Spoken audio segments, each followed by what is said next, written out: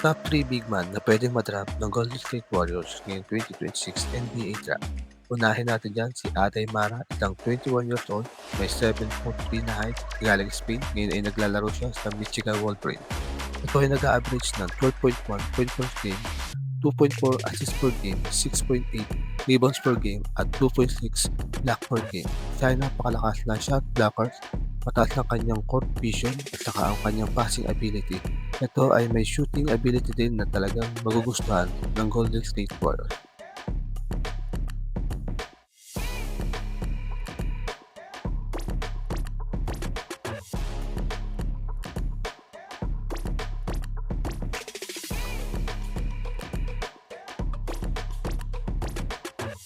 Ang pangalawa naman sa ating listahan ay si Morris Johnson Jr., 20 years old. Ito ay kinukumpara kay Daniel Gafford at Clint Capela. Ito ay may height na 6'10" at naglalaro din sa Michigan Wolverine. Siya ay nag-average ng 13.2 points per game, 7.3 rebounds per game, 1.2 assists per game, at 1.1 blocks per game. Napakalakas ng pangangatawan ng player na to at dahil siya ay batang-bata pa, talagang maaasahan siya sa depensa, mabilis at kayang humabol sa depensa. Meron din siyang outside shooting at kaya niya maglaro ng sentro at power forward. At masabi kong siya ang best defensive player sa darating na draft class.